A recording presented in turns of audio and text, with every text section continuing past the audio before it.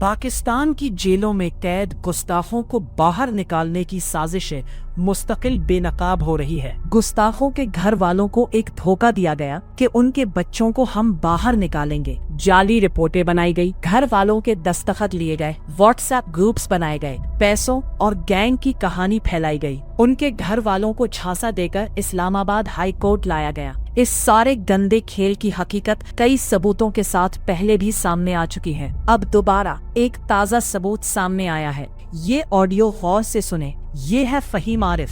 ये भी एक गुस्ताख का भाई है। ये गिरफ्तार गुस्ताखों के दीगर घर वालों को कुछ बता रहा है। अस्सलाम वालेकुम। अच्छा, एक और बात, ये जो एप्लीकेशन गई है ना, इसके साथ हमारे CNAC मतलब के लिखे हुए हैं। तो अगर मतलब कि ये बात सच साबित ना हुई कि हमने पैसे मतलब कि उन्होंने पैसों की डिमांड की है या नहीं की, तो इसका इम्पैक्ट हम सब के ऊपर आएगा। ये सिर्फ फर्द वहद के ऊपर नहीं आएगा। ये आप मेरी बात लिखवा लें, क्योंकि मुझे पता है इन सब चीज़ों का भाई। और दूसरी बात ये, वो जज के सामने तो जाकर कहते हैं कि सर इन्होंने हमसे कोई भी पैसे कभी नहीं मांगे, और एप्लीकेशन में ये लिख रहे हैं कि मतलब कि ये ना पैसे मांगते हैं। ये बिल्कुल साफ साफ कह रहा है कि दरखास्त में वालिदैन के नाम से पैसों की बात झूठ लिखी गई है, क्योंकि वालिदैन तो कोर्ट में कह चुके कि उनसे किसी ने पैसे नहीं मांगे।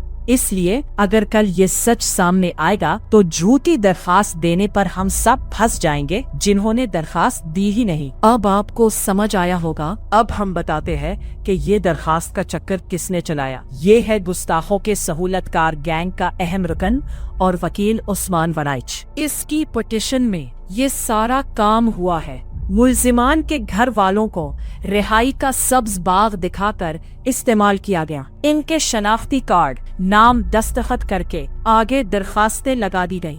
ये सुने, ये साफ कह रहा है कि हमारे बच्चों ने गंदा काम किया है। कोई भी इन सब लड़कों में से ऐसा नहीं है कि जो मुलव्विस ना हो और बगैर ऐसे ही मतलब कि वो ना पकड़ा गया हो। ये बात हम सबको पता है, दिल ही दिल में हम सबको पता है। हाँ, अगर किसी ने मुंह पर नहीं कहना या कोई अगर इस बात से इनकारी है, अगर कोई भी इस बात से इनकार करता है कि यार मेरा जो भी अजीज अंदर है वो मतलब कि इस गैंग में या इन कामों में शामिल नहीं था, तो वो खुद से भी झूठ बोल रहा है, अपने आप से भी झूठ बोल रहा है। इसका मतलब साफ है कि गुस्ताखों के वकील और टोले ने जानबूझकर झूठ फैलाया ताकि गुस्ताखों के लिए रिलीफ मिल सके।